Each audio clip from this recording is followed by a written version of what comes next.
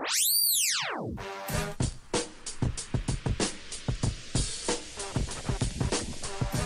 time for the Shop Report with Barbershop Champ.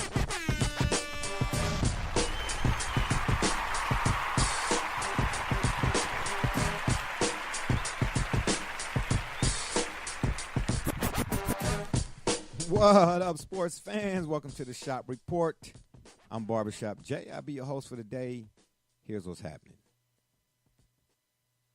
If you're up and around, you're out and about, and you want to give us a shout, we got a new number for you.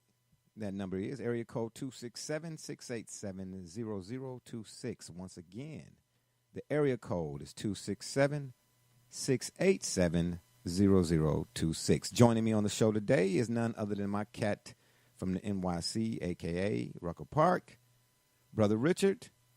Bro, Rich, what's happening? How you doing? I'm always honored to be on the show with our guests and our listeners. Just always just excited to be with us today. Indeed, Go Browns. Indeed. Oh, man, I knew you was going to throw something. Dog pound. And on the other side of the ledger, my cat from up north, Joey James, a.k.a. Double J. What you say, man? Talk to the people. Oh, it's time to go. I am amped, ready, and looking forward to today's topic.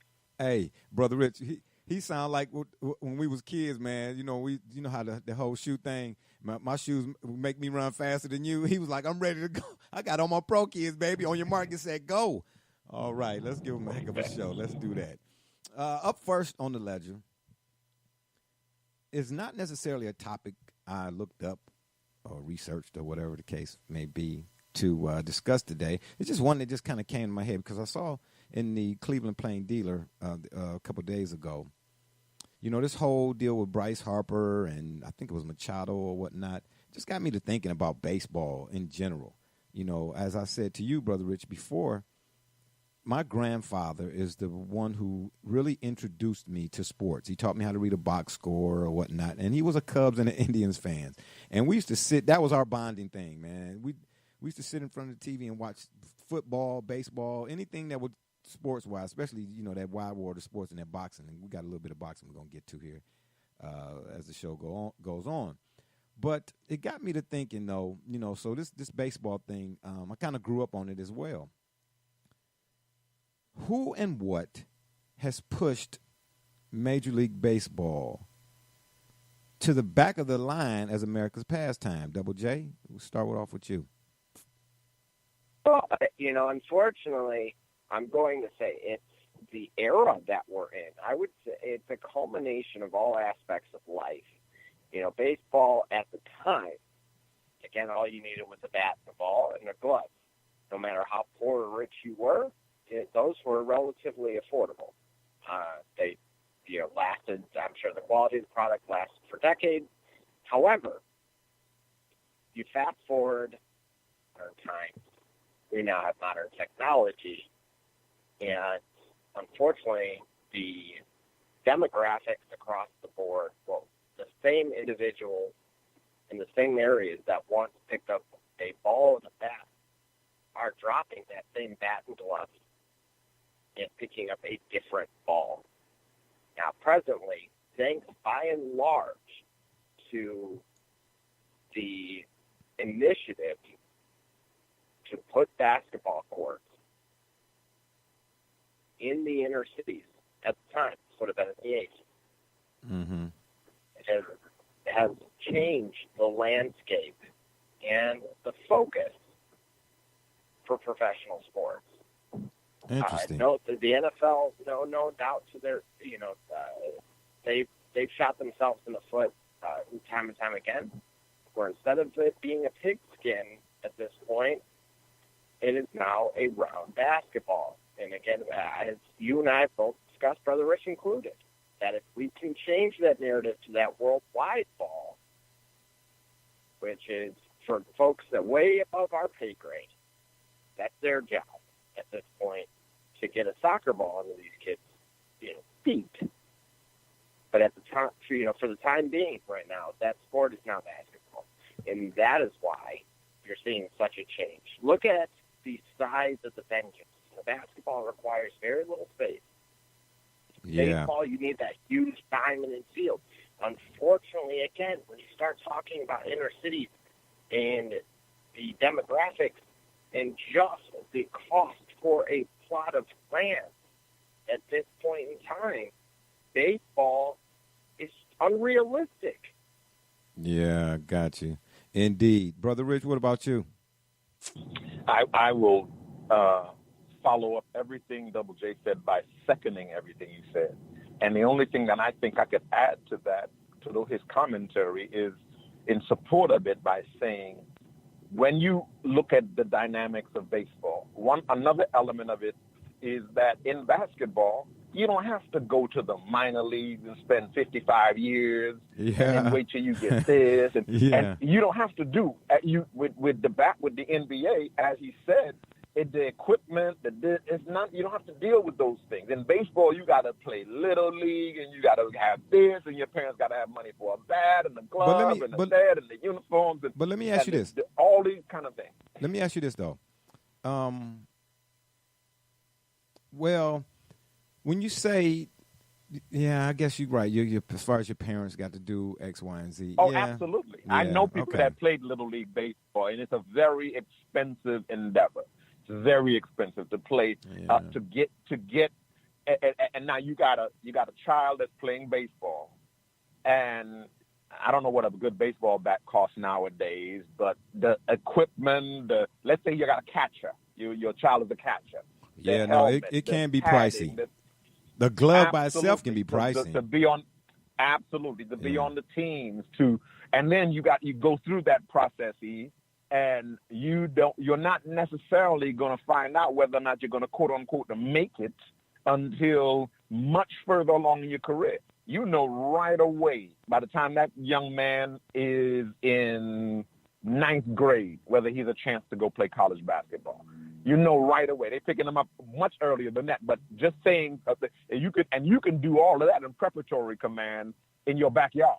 Right. You know, Magic Johnson just used to go out in his backyard and shoot and play. And when he got to college and certainly high school and then college, it was on display what he had been working on all this time. So you don't think basketball is like that? You don't think the G League somewhat serves as basketball's minor league? Absolutely, which is why I said I second everything. Absolutely, this is why I agree with Double J what he said, how he laid it out. Which that sport is now basketball, because basketball it's easier to develop. Well, it should be. But I also agree with him as he said that sport it will be replaced eventually by soccer. Is it? Soccer is the fastest rising up and coming sport in the country. No doubt about it. It's just right now it's coming up faster on the I hesitate. I don't know if that's even appropriately colloquially correct anymore to say girls, but it's coming up on the girl side first. You know, young girls soccer is and it's bleeding out and bleeding into the mainstream. Right, and it was interesting. I've seen here lately. Now I'm not a big ESPN Sports Center fan. I catch it every now and again just to grab a tidbit or two. But I'm noticing the few times I have watched, I'm seeing a lot of promotion for soccer. Matter of fact, Double J, I think I already saw that the thing that you sent me in regards to the fan who came out of the stands and attacked the guy from behind. I was like, wow. But I'm saying just from a national standpoint, I'm starting to see soccer more, shown more, given more exposure, so to speak. And you know what else is interesting? I'm starting to see more rugby too. I don't know why, but yeah, I'm with you though. I'm with you on that all day. Double J, let me ask you this: seeing how we're on the subject of baseball somewhat, because like yourself and me and Brother Richard, of course, regardless of the particular sport, I dare I say, or is it safe to say that we all are really sports junkies?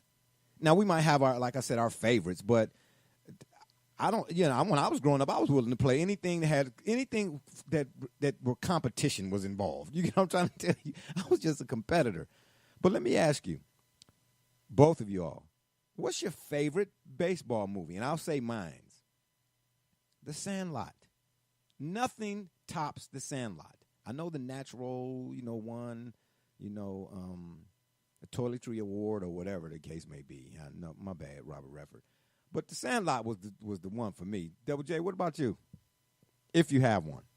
Get the Kleenex out. I'm going to go Angels in the outfield. Oh, my gosh. And I already know what Brother Richard can say. I got a feeling. What about you, Brother Rich? What were you? Let me see. What were you going to say, Jay? What you thought you were going to say? I can't. Major League. Absolutely. I had a feeling. Absolutely what I was going to say. Because you know why? Because of the wild Is there thing. any other baseball movie than Major League? Wait, say that Is there again? any other movie about baseball? He said that's the After Hours movie, which I agree with him. But is there any other movie about baseball other than Major League? Come on, man. It is. Man, you got to see The Sandlot, man. It's a kid's movie. It's a throwback, 1950s or 60s or whatever the case may be. But, yeah, I knew you was going to say Major League. How did I know? All great choices. Yeah, right, exactly. Funny is, yeah. All great choices. Very true. Yeah. Very true. But, you know, at the end of the day, you know, and before we go on to our next topic, I just want to finish this one by asking, you know, you all say soccer basically will be replacing baseball, maybe not as America's pastime, but as a favorite, so to speak, or one of the big three. With the discussion surrounding pitch clock, you know, because they say they wanted to speed the game up, you know, because I've been to a baseball game. I went to that one game where the Indians, who were they playing, Red Sox or somebody like in the division series, and it went like 15 innings for my man Kenny Lofton did his thing. But with the talk about the pitch clock and, you know, all these changes to speed the game up, do you think that if they were to accomplish that, will that maybe push MLB back into the conversation, Brother Rich? Jay, I don't agree with any of those assessments of baseball. Because and here's why. I go to Dodgers games. I never pay attention to how long they are. The Dodgers have an excellent stadium, a great team. I never paid attention like, man, we've been here a long time. Even when games have gone into overtime, or extra innings, as they call it in baseball. Right. I don't know that the average fan is paying attention to that. Here's the issue, I think, in American sports landscape. And Double J will be able to relate to this. This is the issue with Americans and soccer. American sports revolve around the commercialism aspect. So you have to be able to fit in commercials. It's the commercials, it's the television stations that make them take these breaks and this and that and use this. Every little nuance is an opportunity to show a commercial. So it's those kinds of things that prolong the game on television. So if you're watching the game on television and you're out of the ballpark, it seems like, man, this game going on forever. Yeah, that's where there's a problem here. But the actual game itself, baseball is still baseball. If you like baseball, for instance, I don't watch baseball necessarily except when I go to the games of the Dodgers games, but I don't necessarily watch baseball games during the year. I really don't. I pay attention to the Dodgers. I got my alerts on my phone, whether we won. I pay attention to the Yankees, my father's team, the team I grew up with in New York. So I pay attention to things like that. But absent that, I don't really. But when it's time for the playoffs, for the baseball, when we're dealing with American League, absolutely, and I'm there with that. So I don't know that that's the issue. I think the issue is more the commercial aspect and how some elements of capitalism ruin sports like that. Yeah, Double J, last word. Yeah, I mean, matter of fact, they're trying to do this in the NBA as well, and I'm kind of bewildered by it because, no different than soccer being a 90-minute game. Basketball, again, being, 80 in total.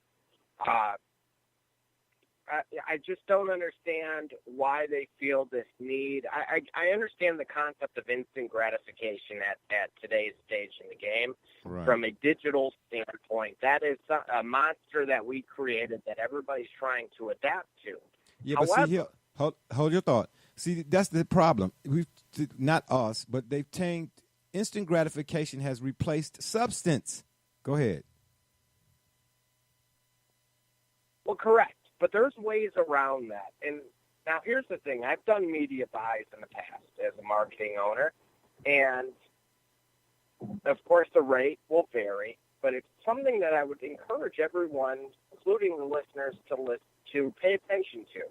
That if you were to ever check out a Premier League soccer game, course, those games are 90 minutes, meaning that first 45-minute half. If you were to tell someone that there is no break, how can you get a commercial? And Interesting. They are capable. They've been doing this for over a decade. Those commercials come in almost like picture in the late 90s and early 2000s. Yeah. Where it does not entirely take away the frame or the pace of the game, any of those elements, and yet it's still able to pay the bills.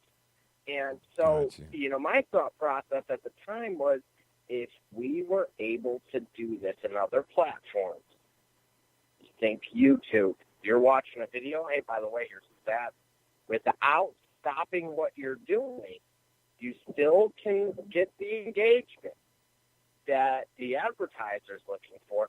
That's what I mean. Right now, to everyone involved, we are about to go from the ground floor to the space age in terms of advertising and marketing because of the beast that we've created.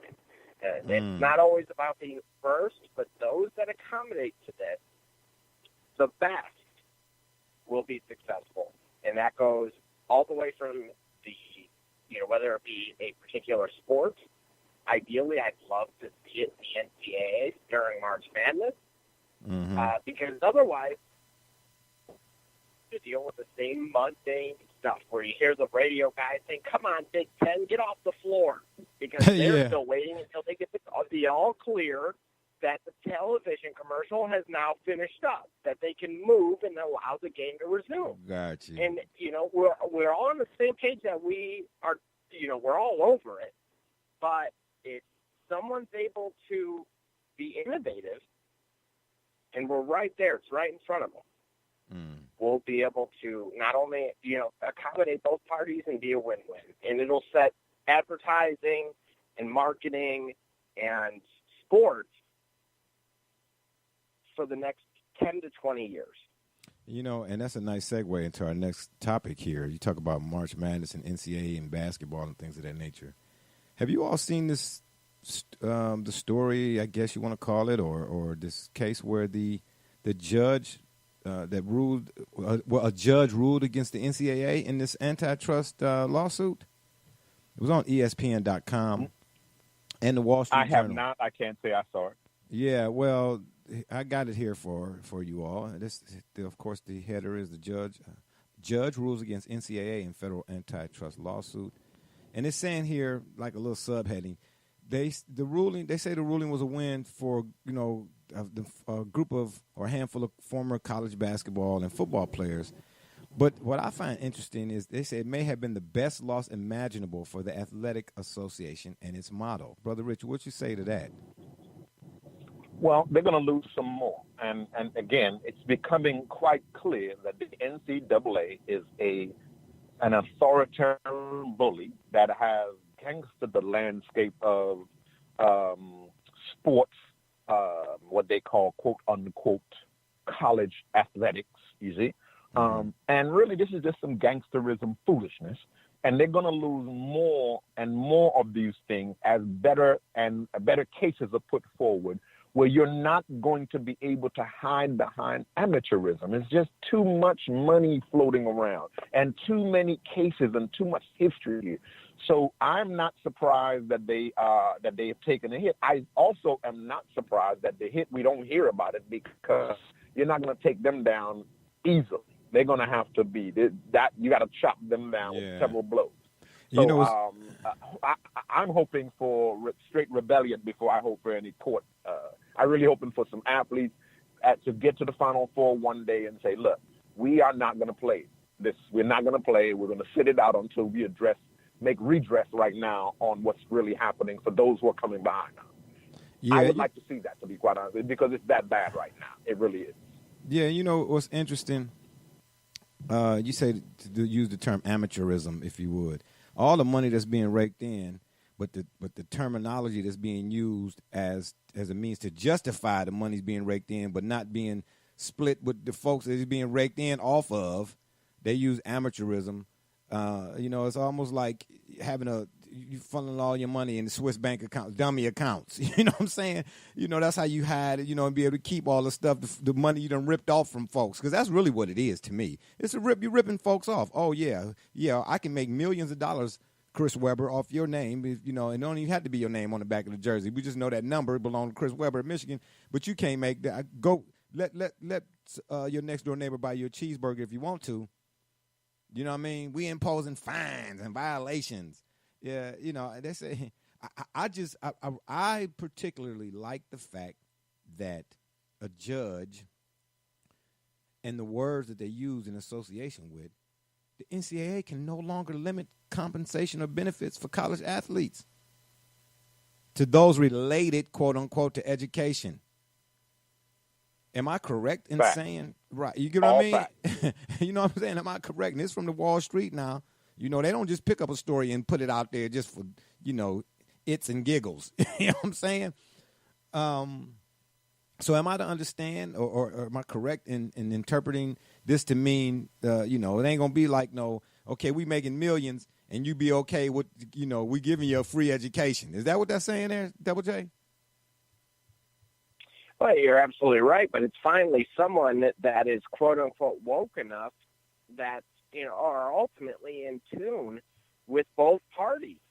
I don't know. I'm not entirely sure why it's taken this long, but, you know, there's a huge and just drastic, if you were to go to Full Sail University versus Harvard, you know, one of which is going to probably cost you about the rest of your life to pay off. The other is a little bit more attainable. So because of those two facts, you cannot simply hold one standard across the board.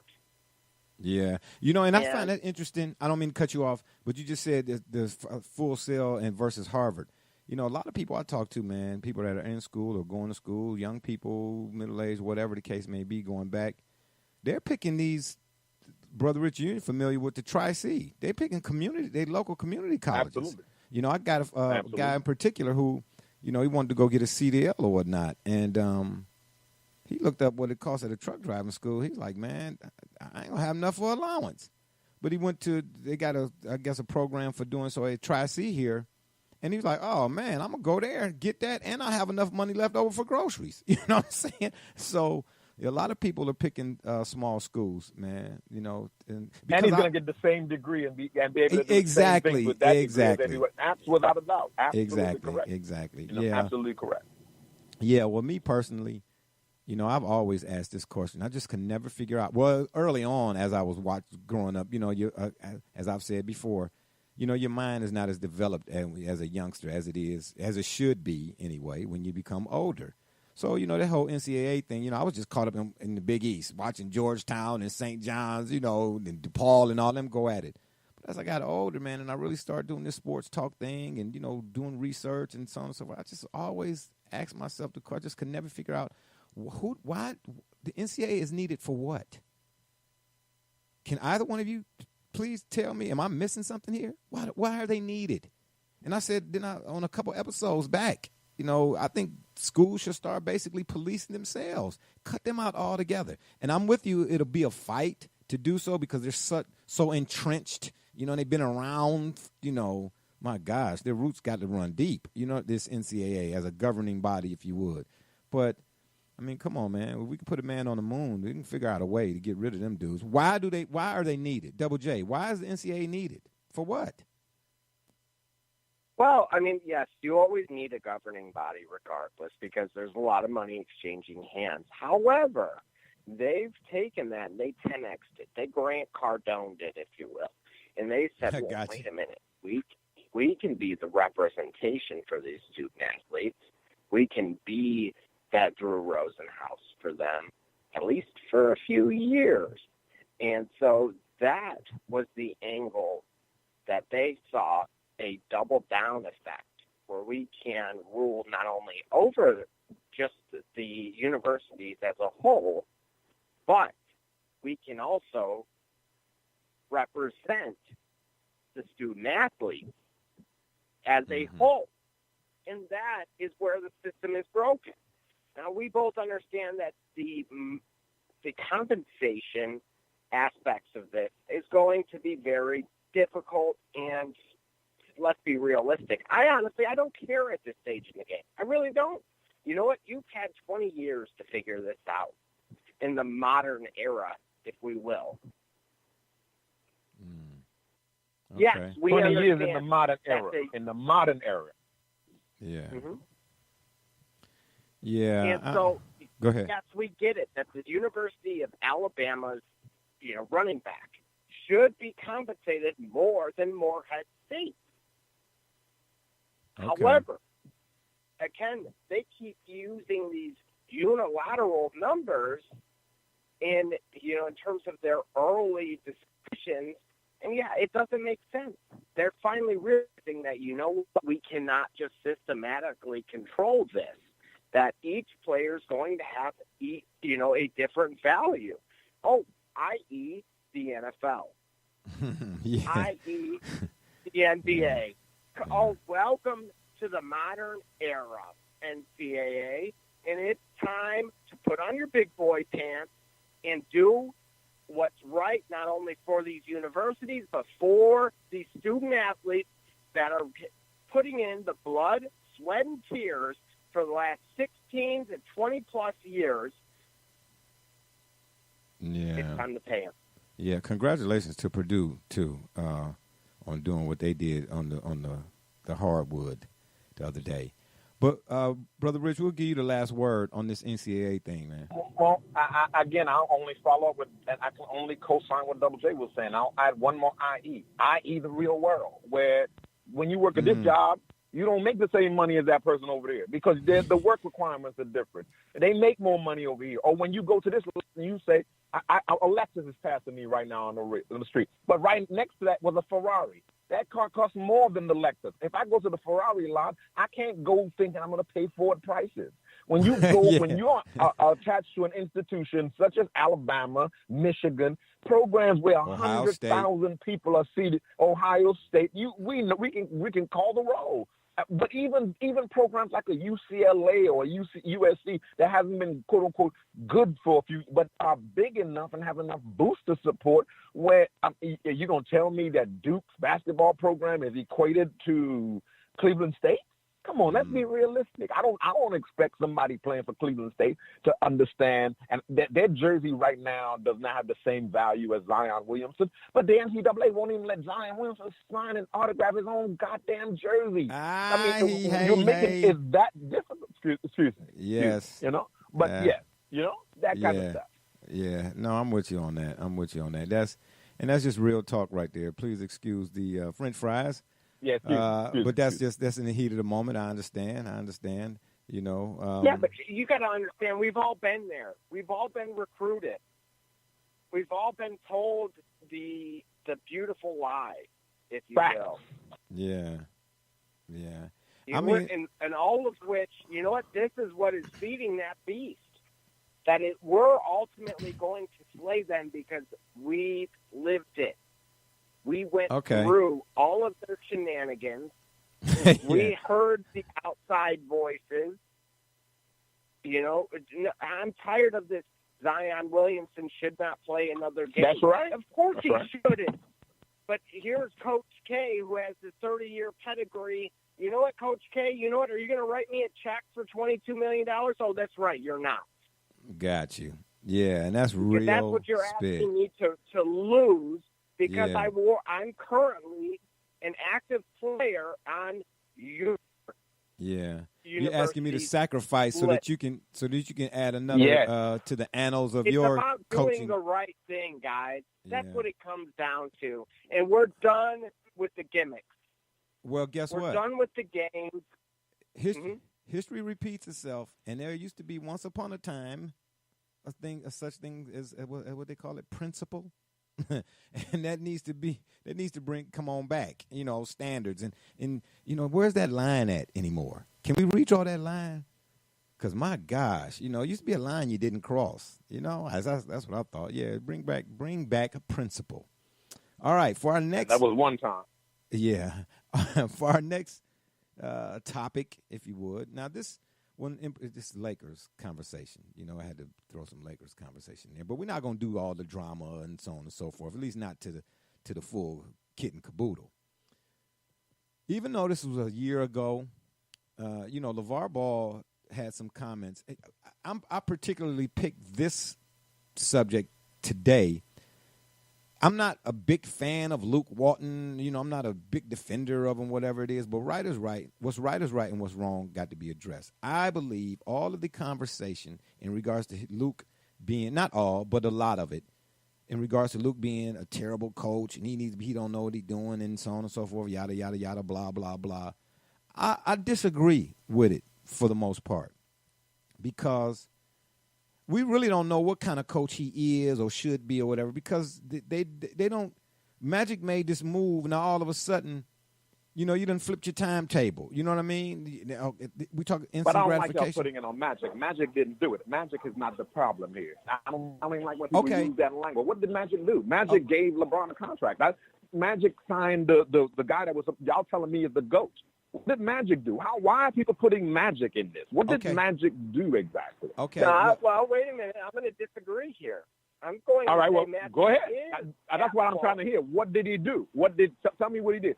He signed. He got Kuzma. He got Brandon Ingram. He got young talent. LeBron is supposed to be the GOAT. If LeBron is the GOAT, you get me young players and young talent. LeBron is uncoachable.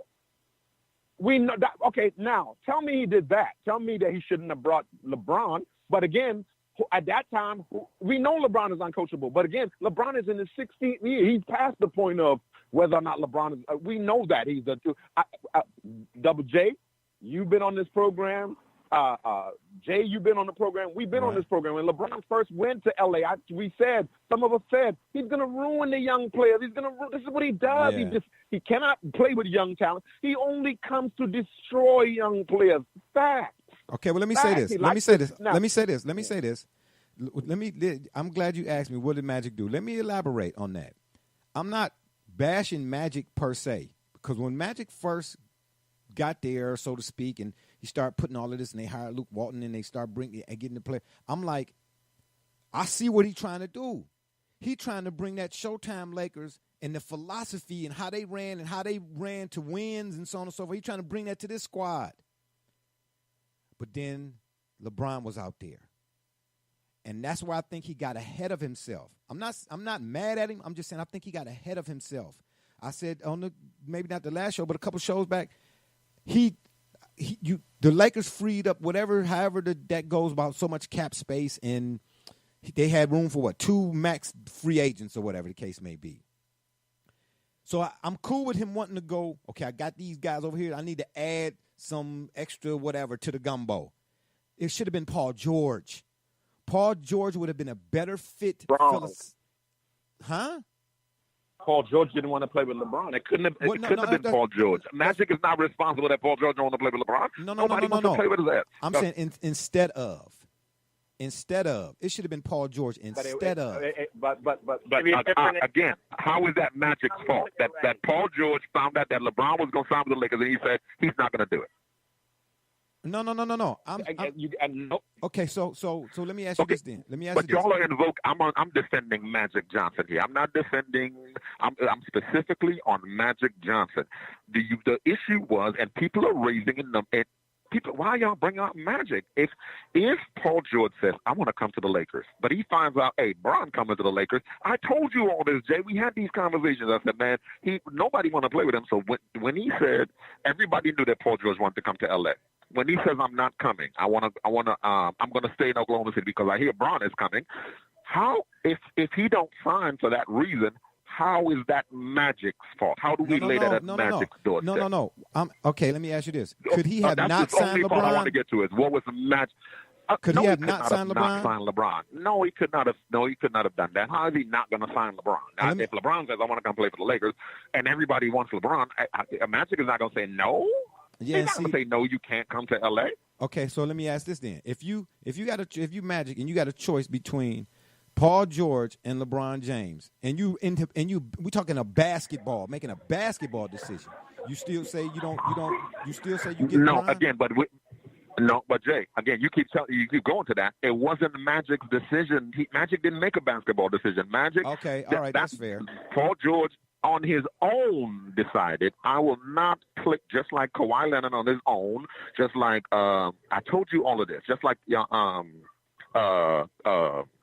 Kevin Durant on his own. These players are not going to come play with him. I told you they're not going to do it because Kyrie has already put it out that he is not a good teammate. And these young boys are proving that, man, homeboy is going to do you.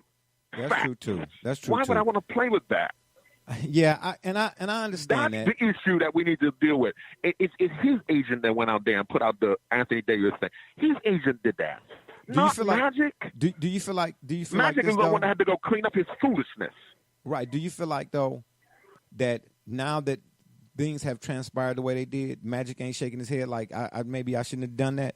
I shouldn't have brought him in? No, I think that Magic – I don't think he's doing that at all. I think that Magic is saying, good, you want to call yourself the GOAT? I think Magic is saying that. I think Magic is saying, let him go ahead out there and do – that's what I think he's saying. Correct. I think he's saying, which is what I told you. Okay, you're the GOAT. You got talent. Take these young boys. I told y'all at the beginning of the season, if he had took these young boys and ran with them, then we could all be like, okay, watch him. He got it going on. All right. You see? Now we can see. That's what I told y'all. My boy did. Kobe took a team and won 2 rings after Diesel left. And all the Kobe haters can say you didn't take – who was the player with him? Paul Gasol? Y'all gonna tell me Paul Gasol? Paul Gasol's still in the goddamn league. So I corrected myself again. Kobe is my man. I can't let y'all. Oh my goodness. So come on, man. Y'all gonna say that he didn't do that? Now, if your boy had done that, or had done something approaching that, then we good. And I love Bron personally. That's my little nephew. I love him. Nevertheless, on the basketball conversation, I don't like what people – and now people are trying to throw Magic under the bus. Okay, I'll tell you what. In this case, I'm going to put Magic aside. All of the conversations surrounding Luke Walton, there was not a problem with Luke Walton before Bron got here. Whoever was responsible for Bron being here, there was not an issue with Luke Walton. There was a reason Luke Walton was responsible for Bron being here. That's fine. Bron is responsible for Bron being here. Bron is. Okay. That's why that's what the debate was, whether or not he's coming out here to do Hollywood or this, that, the other, or he's coming out here. Bron is responsible for being out here. Bron did this. All the things that are wrong with the Lakers this year are LeBron James' fault. Well, you're not going to get no argument out of me on that one. But in the question of Luke Walton, though, when Luke Walton initially came up, of course, LeVar Ball had some stuff to say, and I'm not going to repeat what LeVar said. We all know what LeVar said. But I just thought that if, because, again, I'm on social media. I can't recall finding a post. And, again, I'm not no Luke Walton fan, but I can't recall finding a post where somebody wasn't saying Luke Walton is trash. Or so I'm saying, well, my goodness, somebody, how could he be that bad? Well, lo and behold, Kyle Kuzma. Now, this is from 2018, but this story. But Kyle Kuzma has something to say in favor of Luke. He said, and I quote, "Luke is my guy. I love playing for him. I'm sure most of us love playing for him too. We just got to stay locked in as a family and listen to the people that really matter in our lives, basketball lives. That's everybody in this organization. A lot of times you have losing streaks. You can go home and listen to people and let them be in your ears. But the people that really matter are the people in the Lakers organization. We stand by Luke. I know the front office does." Kuzma was asked about, and this was Sunday's, comments, that Ball made. I guess they were in Lithuania at the time. Kuzma said it was upsetting. I talked of the talk that Walton lost the players. That's what the issue was, that Walton had lost the confidence or whatever of the players. He said, I don't think that's the case. When you lose games at the end of the day, Luke, and this is the most important part of it, even though this was back then, it's the story per se, but what he's saying here is applicable in any era, any year, any month, any day, any week.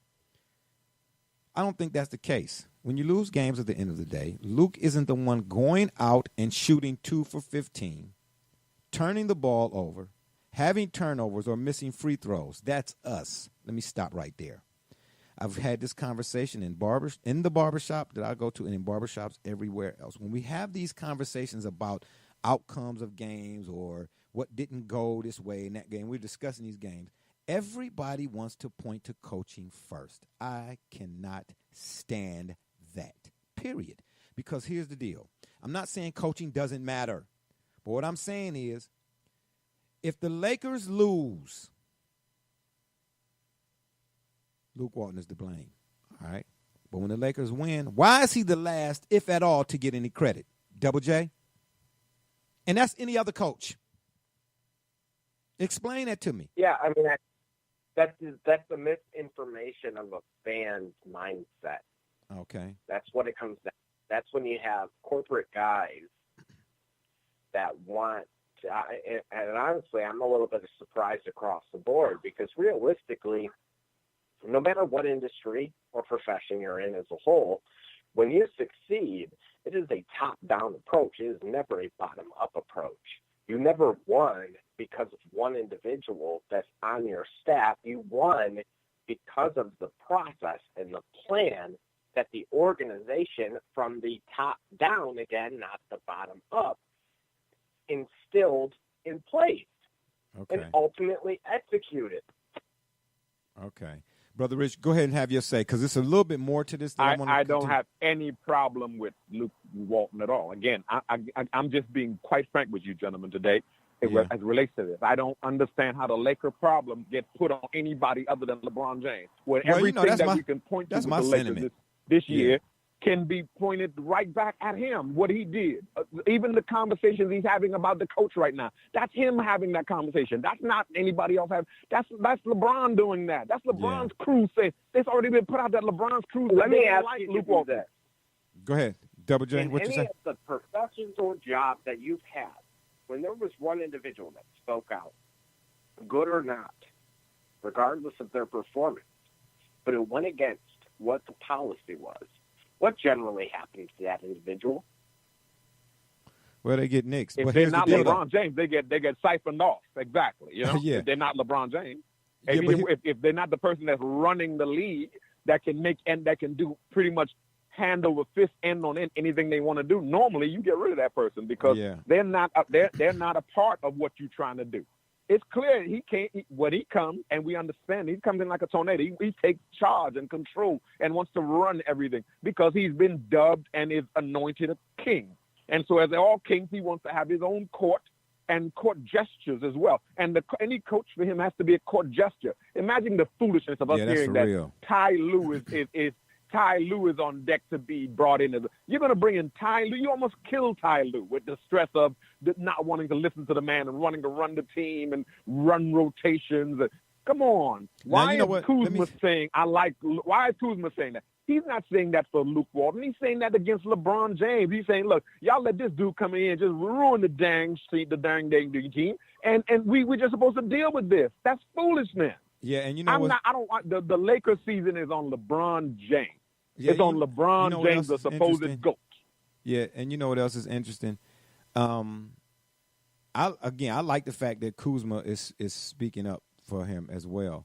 But at the end of the day, though, this dude, somebody had made mention that he should have stayed in Cleveland. Brother Rich, I told you way back when, before that letter or when the letter or whatever it is, he wrote the dang. I said, man, when I saw stories or reports or whatever that he was possibly coming back to Cleveland, man, I ain't had no appetite. What I used to tell you in the shop. Understandably. I said, man, I seen his kind before. That narcissism, man, that's a terrible affliction. It's an affliction for which really there might not be no cure. That's a terrible, terrible affliction, man, because the destruction in your wake, man, is like Sherman's March. This dude is destroying. I'm with you on that all day, every day. But let me finish. Let me tell you what else Kuzma said here, because I'm real big onto that. But I'm that big that the players have some culpability or accountability too. He said it's players mess up, coaches mess up. We as a team have to be more accountable. In our society, social media is so big in our lives. It's all over the place. ESPN puts out anything for clicks now. It kind of seems like it's all over the place. You can't really hide from it. It's just a thing you have to deal with and just move past it. No other generation of NBA players has to deal with what we have to deal with in our era. It's a little different, but you just have to try and block it out as much as you can. Okay, that's all fine and dandy. But at the end of the day, whatever plan was in place for the Lakers, because you know, Brother Rich, and I do, and so do you, Double J, the Lakers are a storied franchise. They win. Like Al Davis used to say with the Raiders, just win, baby. And the Raiders. Fact. And the Lakers Fact. win. Now that this Pandora's box has been opened, what happens to the Lakers going forward? Has that derailed their timetable for a resurgence back to glory, Brother Rich? Without a doubt. I said this to you off air. I said that the Clippers are going to be the team of L.A. for a few years now. During Braun's his run out, it's going to be the Clippers because, again, just look at the facts. Players don't want to come play with LeBron James. No player of note wants to play with him because they know all he's going to do is when something goes wrong, he's going to look at that guy and say, it's him. I got my triple-double. I got my numbers. I'm so-and-so. I'm creeping up on Kareem Abdul-Jabbar in scoring. I'm a stat patter, and you guys didn't help me, and I need more help. And I don't care if you give him the top 5 players in the NBA. If he doesn't win, he'll tell you, I need more help. Give me give him the top 10 players in the league. Give him an all-star team. He'll say, I didn't win because I don't have enough help. Yeah, that's become interesting. his I don't mantra. like that narrative. Yeah, that's narrative. A fact. Yeah, that's become his mantra. How do you not have help when we can look and see Kuzma is a basketball player? Brandon Ingram is a basketball player. They had help. He had help. And you know what? And he had enough pieces that all he has to do is put that together and make a run. That's all. So all these teams, You're telling me Denver, Sacramento, the Clippers with no quote-unquote star, all these teams with no quote-unquote stars are able to put together teams and solid pieces and make some kind of run towards a quote-unquote playoff run. And we got a team with the GOAT and 3 top 10 draft picks on it. Yeah, Look at the facts. Look at the facts. Yeah. You play with Kyrie. You end up having a problem. Everywhere you go, you got rid of your man. You go into Miami. You created havoc with the management there. You had a problem with Pat Riley. He wouldn't give you away, so you bounced and you went back to Cleveland. You went there. You got Kyrie. You got all these young people. You got this. You made a run. When you didn't win, you need help. They got you some more help. Kyrie got you a ring, then you go behind the man's back and you tell him we're all in it together, all for one, and all this foolishness they were flashing around the Cavs arena, only to find out you're trying to trade him so you can get your friend Chris Paul here. But you're telling him into his face, I'm your boy, right? How? Come on, you don't think Kyrie Irving talk to people and say, man, don't come play with Bron, bro. That's why we got to go right back to where you started just now with Paul George. Go research the facts of that. Paul George decided not to come to L.A. as once he found out LeBron was surely coming here. Once he knew that, everybody knew, I don't want to be part of that circus. What did Kevin Durant say? It's toxic around LeBron. It's toxic because he got his homeboy who act as though they're the ones pushing the narrative. He's the GOAT and he got all this. They're pushing this. Randy and Mav and Lil Rich are pushing this foolishness on the world. And now we got to try to get wrapped up in the conversation that a guy who really, in truth, we would say back in the day, he really would not carry Michael Jordan's sneakers into a gym at any time. I'm so Jordan glad wouldn't let you him carry his sneakers into a gym. Go ahead, Double J. Weigh in. I'm so glad you said sneakers. Yeah, I mean, I think, you know what, this is a problem that stems beyond LeBron James himself. It's his left and his right hand. It's Rich Paul telling him about the business, the business side of things, and it's Maverick Carter that's telling him about the player side of things. And that's why you're getting results such as what Brother Rich is mentioning, which is if I don't win, it's not my fault. It's the folks that I have around me. And, we always forget that narrative's played out. However, it's tired. It's welcome. But, so again, why this is Magic Johnson's fault is because this is what he chose to put his little cauldron that he's trying to brew up to win it, to make a championship team. Instead, you should have went back to that Kyrie Irving. If you really want Showtime Lakers, you go get yourself a Kyrie Irving that can, wait a minute, Irving Magic Johnson. There you go. There's your part two. Additionally, but by having something instead of LeBron James, now you can get yourself in free agency. You can lure in Anthony Davis still, or you can say, you know what, I'm going to add a Klay Thompson. I'm going to add somebody that can be a spot-up shooter, that's willing to leave, that understands the role that he's there for, can be a lockdown defender, in addition to letting your assets blossom and fully develop, that being your Kyle Kuzmas, your Brandon Ingrams. Instead, you said, I'm going to plant this cancer in this part of the body, but I'm going to let it affect all of it. In that way, I'm going to have to start cutting off arms. You're determining what limbs you're willing to save at this point. Well, let me say this. I call it the Today BA for a reason. And I'm starting to see now, and I watched a few games here the last couple of nights, even some of the Today stars that I would make a favorable case for, i.e. Kyrie Irving. I'm not liking what I'm seeing, even from him. Does he have a killer instinct? Yes. Is he from New York City? Yes. And I say New York City because, again, I played up there in New York City. And let me tell you, them dudes up there, they be trying to prove a point. There's just something in the water or something in the blood. Just like they say it is some cats in L.A. got a certain way, Houston, Dallas, so on and so forth. But these Today BA dudes, man, it's bad. I'd rather have a guy like Damian Lillard, to tell you the truth. A guy who then came out and said, because now that I'm revisiting this, Magic probably his hands were tied. Because, LeBron is the popular choice and so on and so forth and all of that, yada, yada, yada. That's exactly what I'm saying. Right. His hands were tied. What was he supposed to do? Okay. Say, no, I'm not going to let LeBron come. Okay. So and I'm with you on that because I said Damian Lillard because he then came out and said what we said, and it ain't got nothing to do with old school. Hey, man, I ain't going nowhere, man.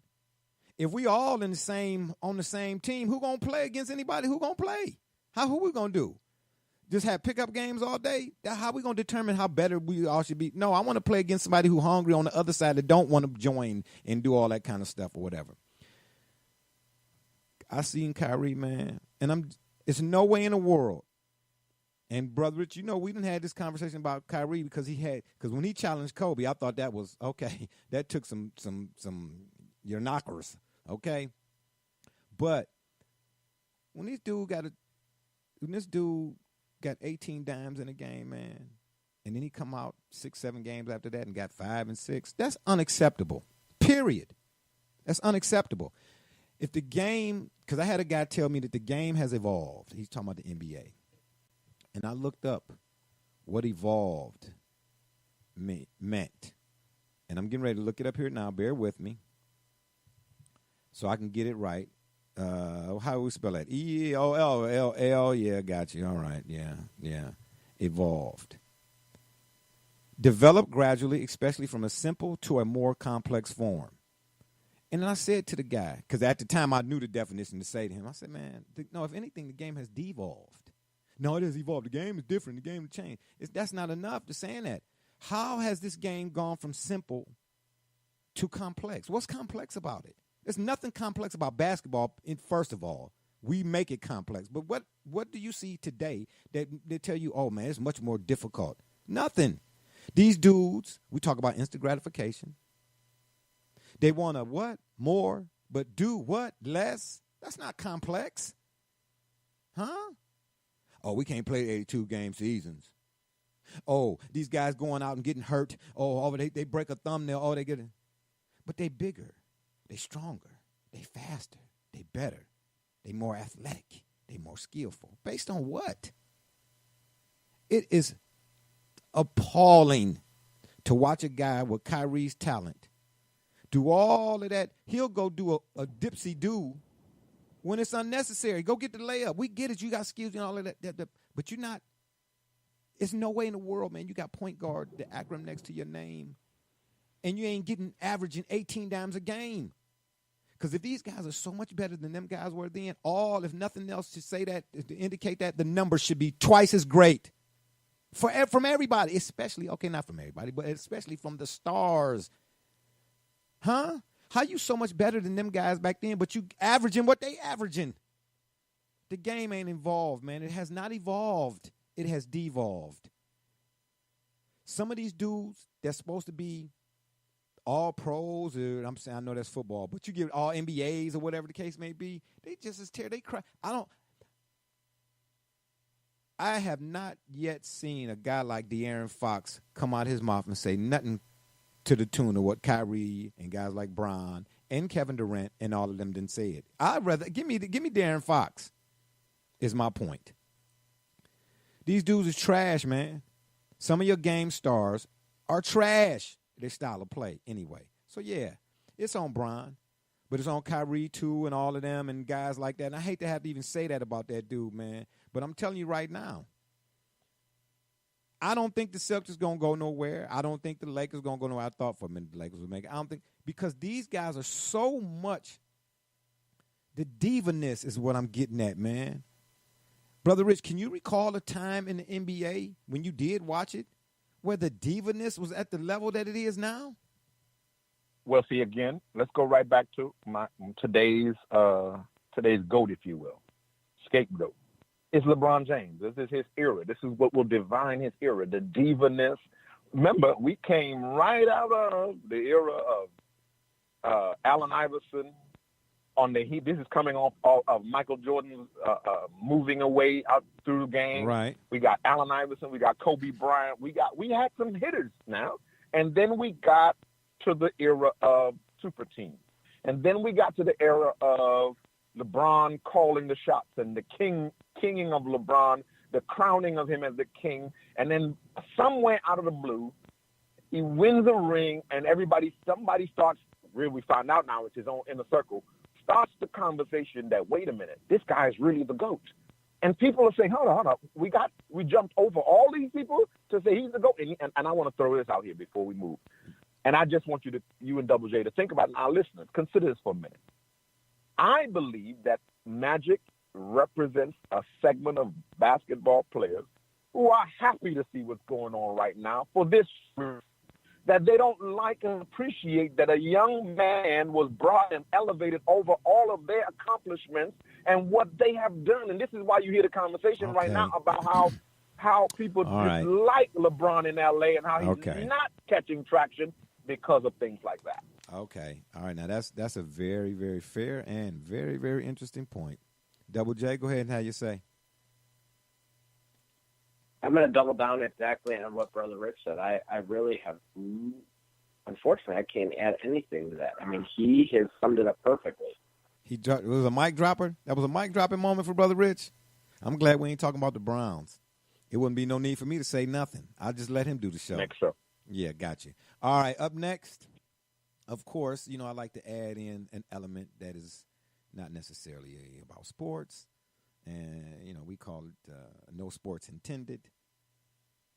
Man, I'm perusing the internet day before yesterday, and I could not believe the story I came across in regards to a company that, how dare I say it, and this was happening in Brooklyn, a 40-ounce water bottle that looks like malt liquor. Brother Rich, you heard about that? Yeah, I've heard about it. Yeah, they calling it, check this out, they calling it blackface in a bottle. Double J, did you hear about this? I have that, and I've also heard of the gun that now looks like a phone case. So, yeah, keep going. Yeah, and it says here, this is from the New York Daily News, free plug, an upstart company founded by a Hollywood actor. Now, it doesn't say, I'm not sure who the actor's name is. Maybe it is. I'll read a little further. Founded by Hollywood actors in hot water with NYCHA activists. What is NYCHA? Because I don't know. Do you know, Brother Richard, what that acronym stands for? New York City Housing Authority. Okay, got you. Appreciate it. hot water with the New York City Housing Authority activists after selling H2O in bottles shaped like Colt 45, Old English, and private stock. You want to talk about organ killers. And I used to be caught up in that mentality too. Yeah, man, give me some.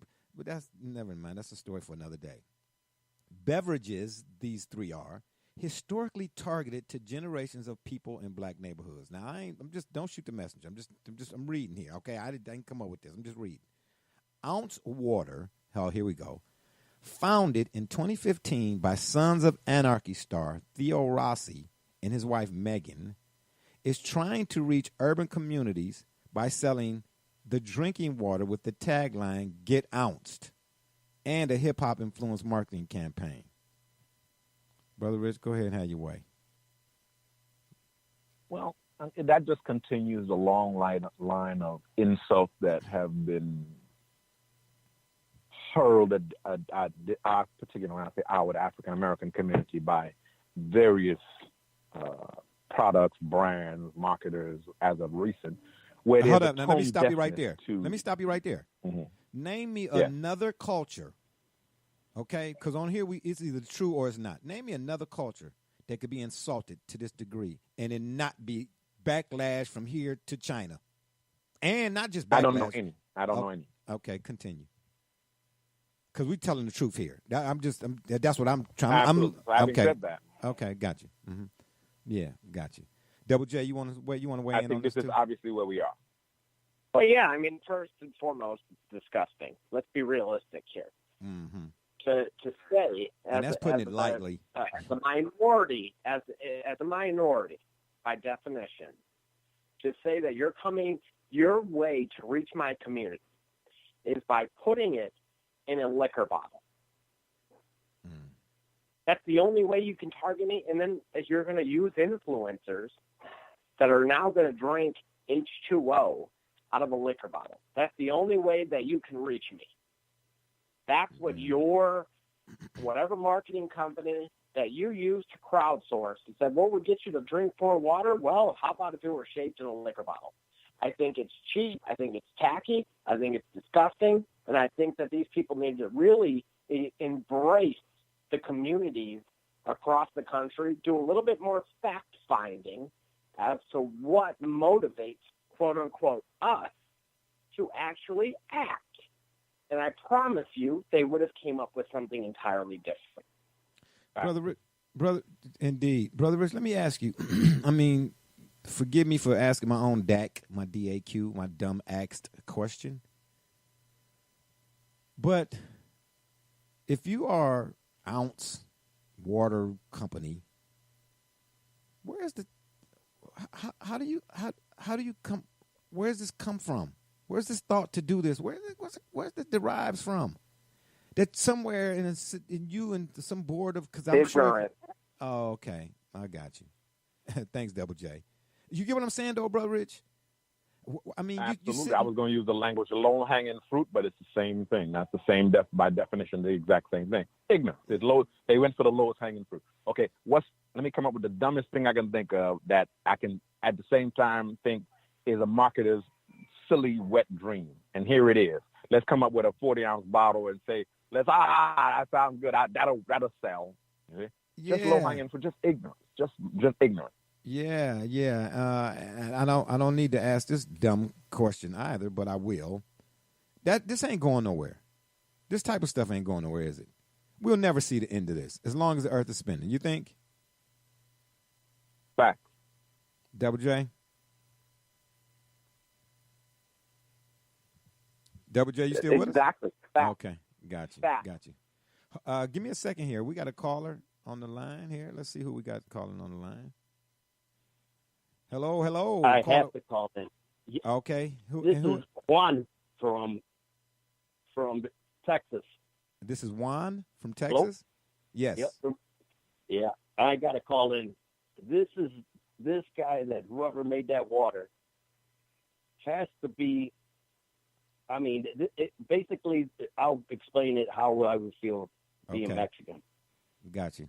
You might as well bottle Rio Grande water and say, if you want to feel like you're back home, you can drink Rio Grande water if you're Mexican.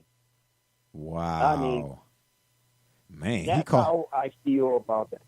Yeah. Yeah, because at some That is point, just stupid. yeah. And I appreciate you not using the profanity and things like, because I can feel your disdain. I can feel it. I can hear it in your voice. I can feel it in your voice. This is, Juan, would you say that this is, to say that this is a slap in the face is an understatement? It's an understatement because today's ignorance of what we think about each other, race-wise, has went back to when our grandparents used to see signs that, hey, and I have these pictures from my grandparents. Oh, wow. When they were in the field.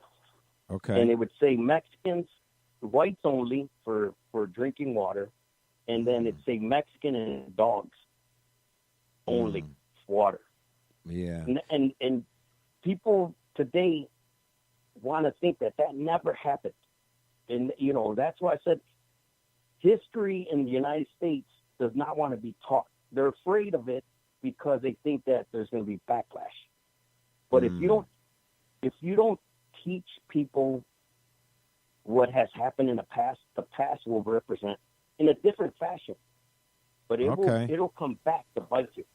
And a lot of people laugh at me when I try to explain that there's a Russian historian, because we hate the Russians right now, whatever. When I bring that up, he has predicted the fall of the United States. It will be another civil war. Really? He has put it down that he knew that the wall was coming down in Berlin or in Germany. Gotcha. That was going to happen. He predicted that a long time ago. He predicted the Iraq War. He predicted other very significant things. That he's still alive. This guy. It's not like he's somebody that you know, is a fake that we don't know from back in the 1500s, you know, or whatever.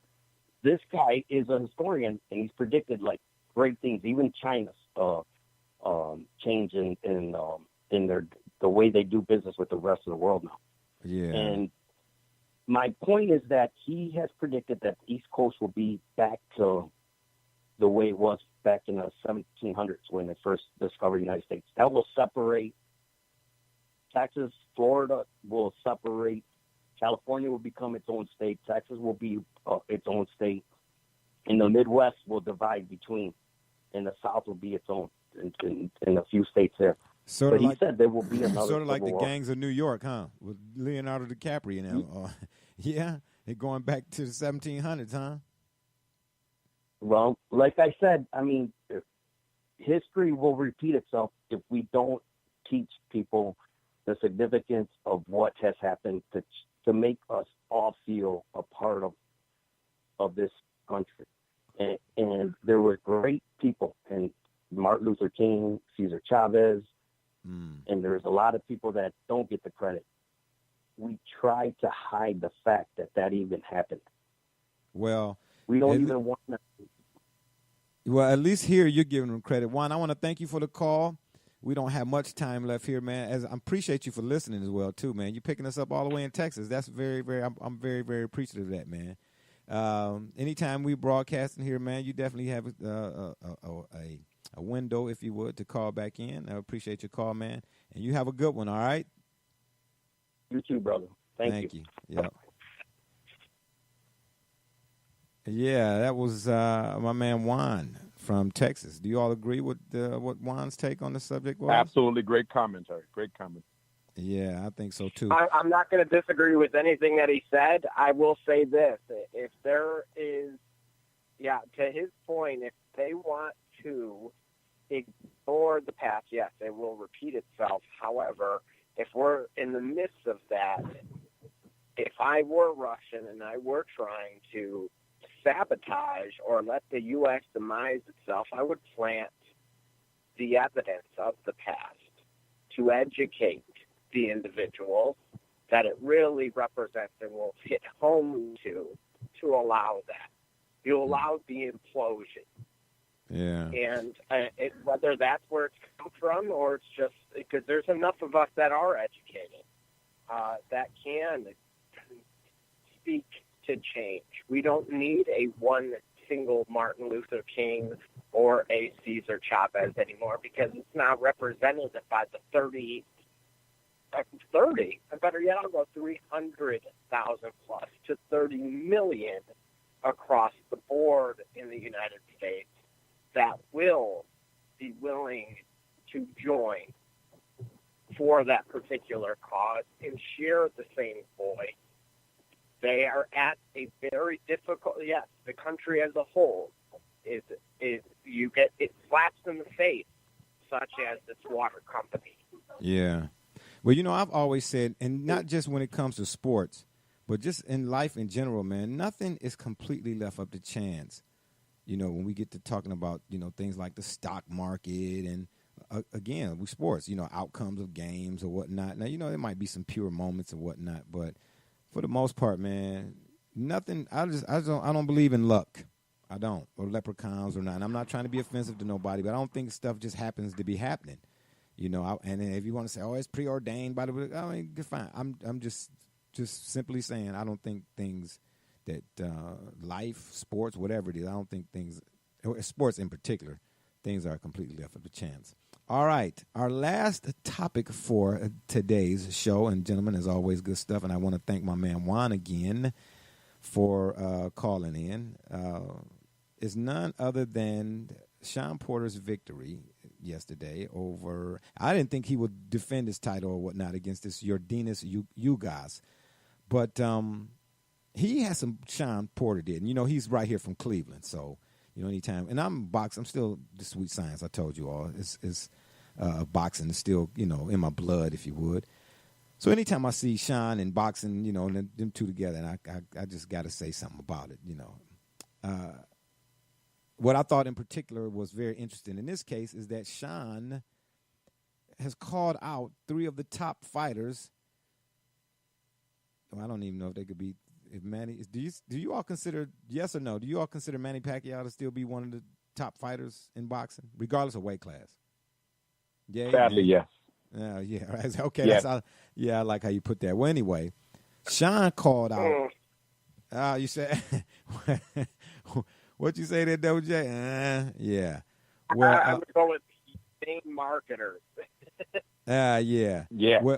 Well, after his victory, and I think he said it before too. Shawn basically said he didn't call out Manny Pacquiao, which, like Brother Rich just said, sadly, Keith Thurman, but the one on the list that he called out that I said that I was taken aback when I saw it, Errol Spence Jr. Now, if you ain't seen Errol Spence Jr., man, this dude, somebody did something to this dude, man, that he remember every time he get in the ring. You still upset about it? Yeah, man, man, because, man, I know Bernard Hopkins had the bad intentions, bad B-hop, but, man, this dude right here, man, he fights with a purpose, and he got hands, man. They're going to have to find him somebody from somewhere else to fight because ain't nobody going to really want to fight this guy, man. Errol Spence. Is he reminiscent of a young Tyson? Oh, man. Errol Spence, man. Man, if you hadn't seen him fight, you got to see him fight because whatever I could do to try to describe it ain't going. If you haven't seen it, it's not. I will be here all day, and we don't have that kind of time. We got the time, but we don't got that kind of time. You get what I'm saying? Yeah, so for Shawn to call him out, this is what I miss. Even though we're talking boxing right now, this is what I miss, man, about sport, that competition, the thing that the NBA doesn't seem to forgot about. Shawn, like, look here, man, I'm calling you out. Like Sugar Ray did Hagler and Hearns and Duran and, Livingston Bramble, and Terry Norris and Aaron Pryor, all them guys, man, and Sweet Pea, Pernell Whitaker. Man, these dudes didn't wait to fight nobody and, I get having a tune-up, but, man, how many tune-ups? You go 12 tune-ups before you fight a championship fight? And I'm telling you, I'm going to always refer back to that Floyd Mayweather-Manny Pacquiao. That should have happened it happened 3 years too late. You know what I'm saying? The sponsorship for when it was first announced went from Tecate to when it actually happened depends. No offense. Earl Spence and Shawn calling this dude out. Now, this is what boxing needs. Okay? Boxing needs this. Shawn, the hometown kid again.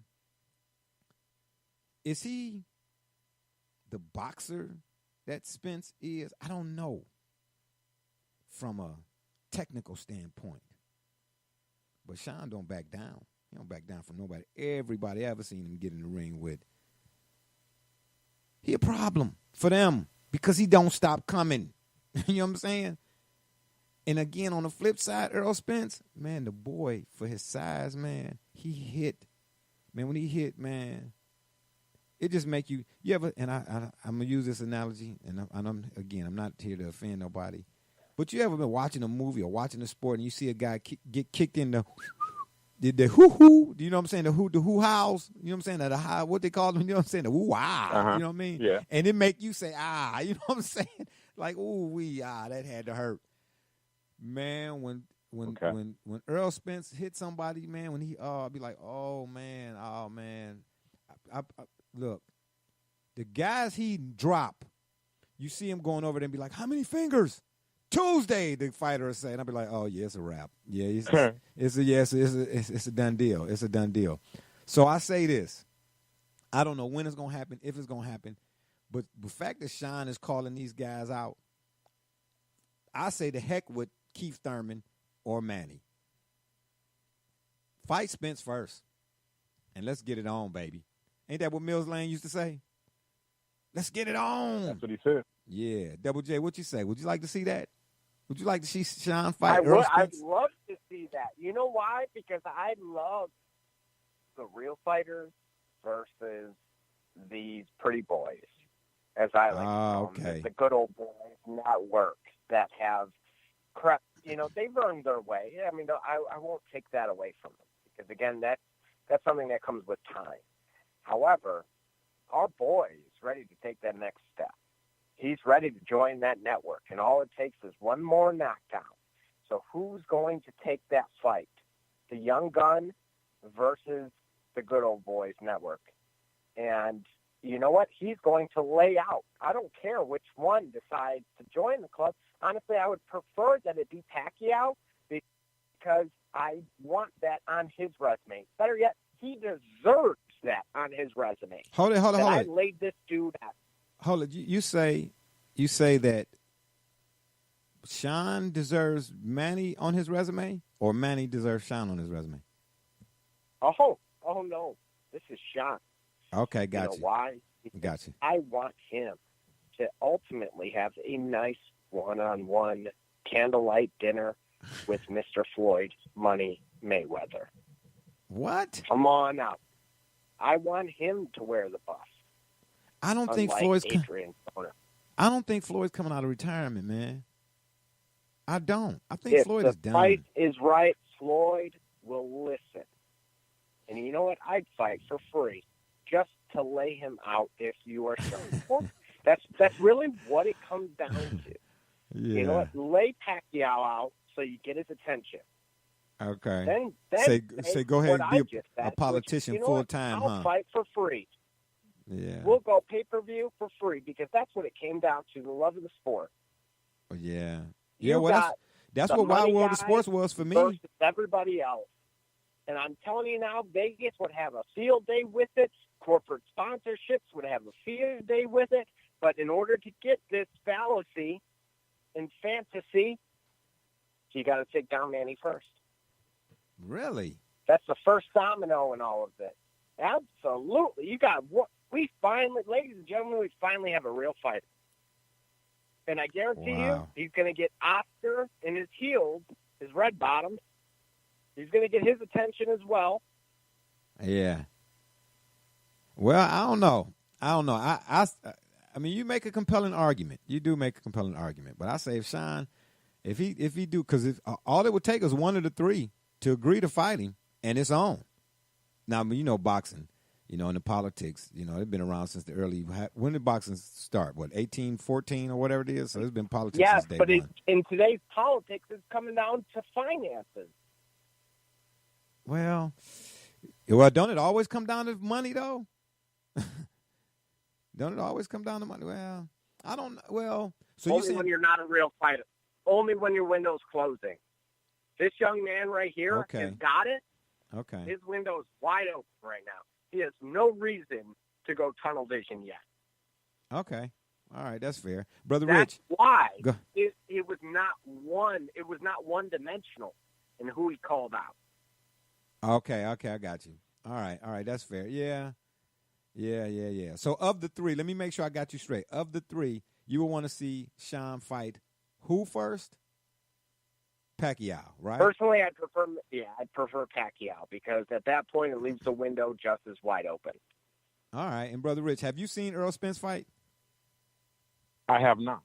But Okay. just hearing you talk about him and the way y'all describing, I can say that I wholeheartedly agree with the way Double J has lined it up because of the way boxing is. And it's about time somebody retires Manny Pacquiao. So if this young man would be the one to do it, I would be all for that, to be quite honest with you. Yeah. Well, Manny. I also want to say this about Floyd. I like Double J, believe that Floyd is just arrogant enough and at some point very just silly enough to be that gone with himself that if they'll put the right amount of numbers on the paper and he will be stupid enough to sign it and he's gonna get a whooping.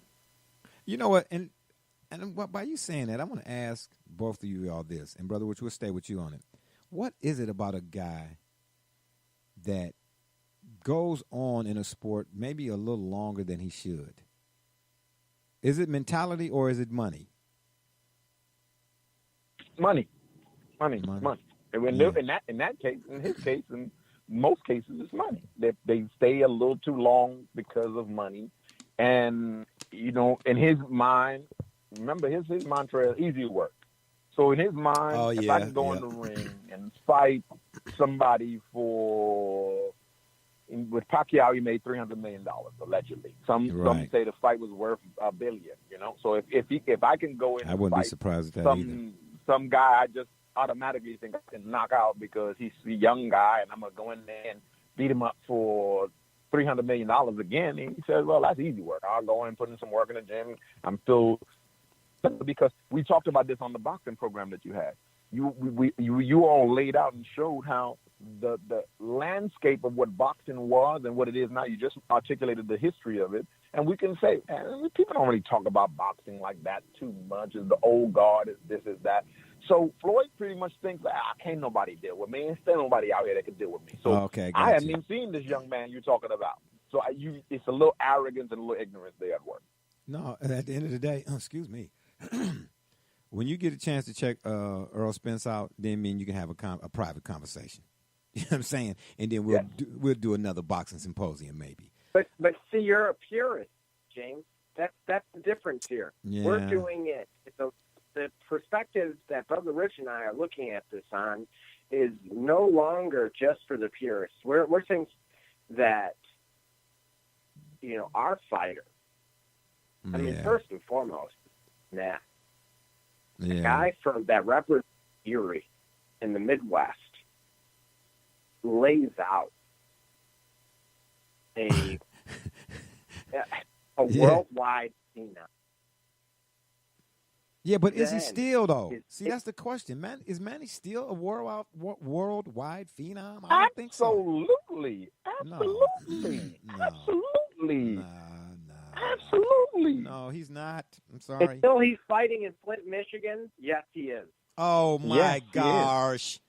You know what, man? I'm going to need both of y'all to go stand in the corner and put your nose in it. Matter of fact, and while you're in there, make sure y'all shoes on the right feet. Manny Pacquiao is not a worldwide. Man, no way. That's why he begging for fights. And he fighting dudes off the corner now, basically. Guess what? And people are still paying for it, or at least tuning in.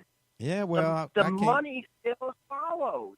He's not 100% a politician yet. Okay, so let me ask you this: if they announce Manny and Floyd right now, if they do it right now, it would sell out right now. Man, okay. Right now, even though everybody has seen it and it's tiresome and it's this, but there are always people that say Manny could have got him this time and blah blah blah, and maybe he's gonna get it. So let me throw this in. All right, so I'll see you. It'll sell out, and I'll raise you this. At what price? It ain't selling out for no $99,000 no more.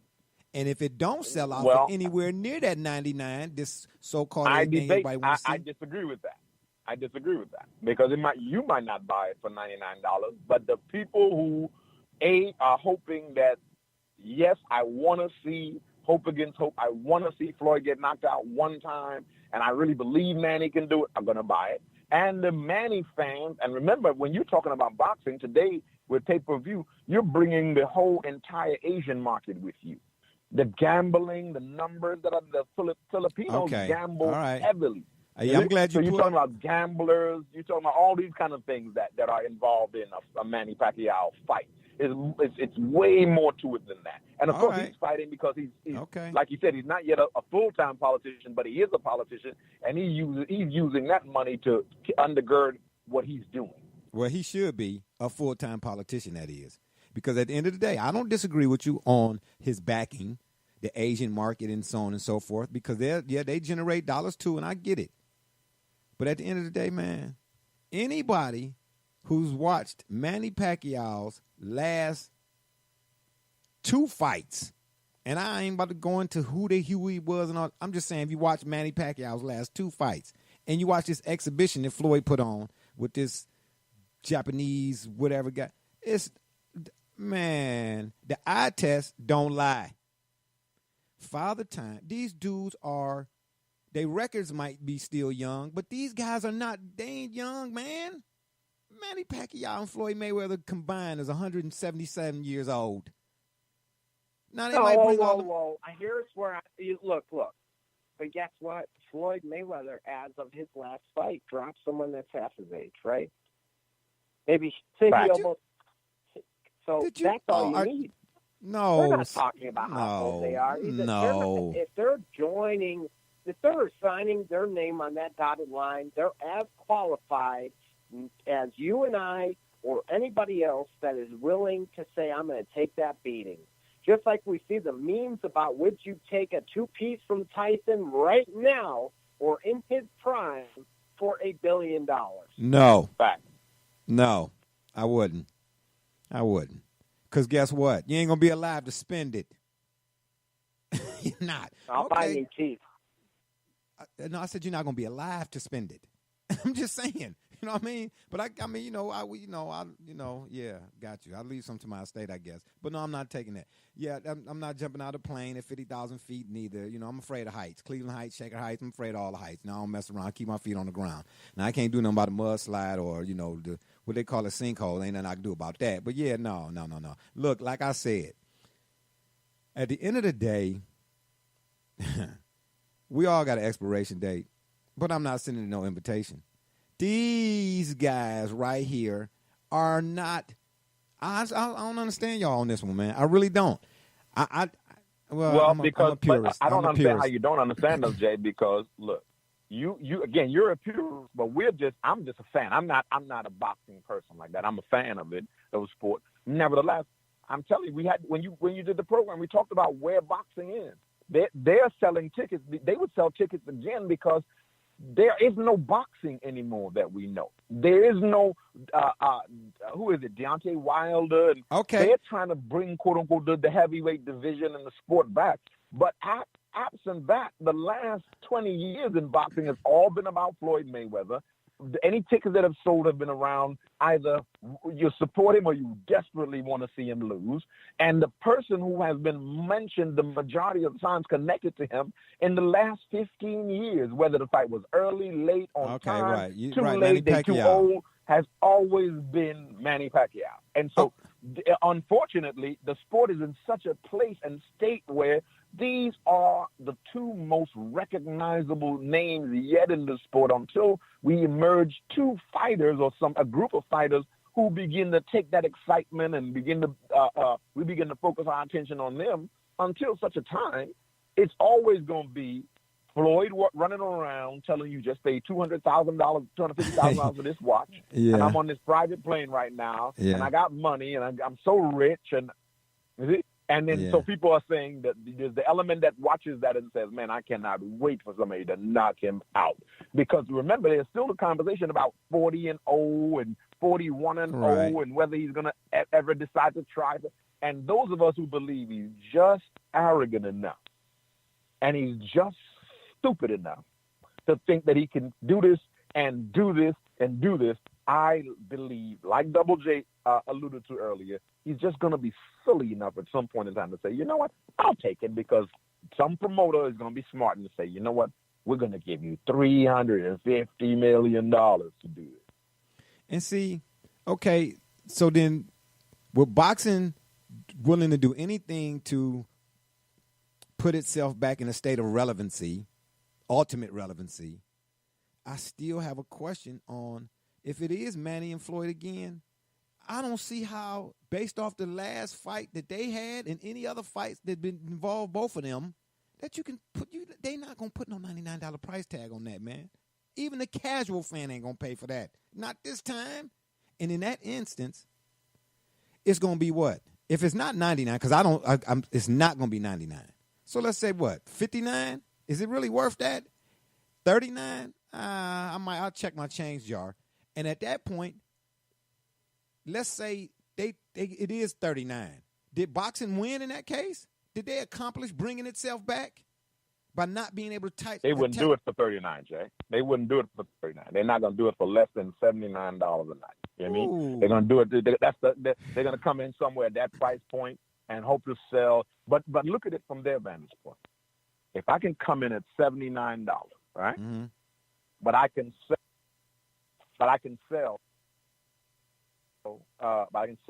Let's say 10 million people to do it. Just say I get 10 million to subscribe to that. Okay. Night. I get 5 from the Asian market, 3 from the American market. Okay, I got you. And I spread out the rest. To them, that's a victory. Now, that's not Tyson and what's the brother that Tyson fought? Lennox Lewis. Certainly that's not Tyson and Lennox Lewis. But to somebody that says, man, you know what? It's Saturday night. I heard about the fight. Yeah, okay. I'm going to go to the bar and do it. All right. Okay. Yeah. Let's talk about that. Elements. Yeah, okay. All right. All right. Well, you all I'm not going to say y'all completely won me over, but yeah, I'm me still being the purist. If I see that fight for $99, man, I'm gonna be like one of them, like not a canvasser. What's the people that be outside picketing? Yeah, picketers. You know what I mean? To be outside, you show up to work one morning, you got 100 people out front. I'm gonna be one of them guys. I'm gonna be at your house and Double J house. No more Floyd Mayweather. No more. You know what I'm saying? He'd be like, security, can y'all get this dude off my lawn? He ain't got no shoes on, but he out in front of my house, man, in the middle of December, talking about no Floyd Baggy. No Floyd Baggy. That's what I'm going to be. I'm going to be at your house. I'm going to come all the way to California. I'm going to ride my bike out there. I'm going to be out in front of your house. No, and you can send your chihuahua outside. The bike, I don't care. You know what I'm saying? I don't care. No, I'm not going to let y'all do that to yourself, man. That was a good show, fellas. And on that note, it's been fun, but we got to run. Appreciate y'all for listening. Don't forget to check us out right here on the new, we have new again, Spreaker.com network. You go to the search box, as always, and you type in the Shop Report. Or you can check us out on Facebook, Twitter, iTunes, and, of course, via email, the Shop Report 365@gmail.com. And if that don't work, Google it. From our guest from the NYC, a.k.a. Rucker Park, Brother Rich, and my man up north, Joey James, a.k.a. Double J. And all those who follow us on social media, we say thank you for your support. I'm Barbershop J. And remember, the next time you want to know what's really going on, man, come to the shop. Walk-ins always welcome. Holla.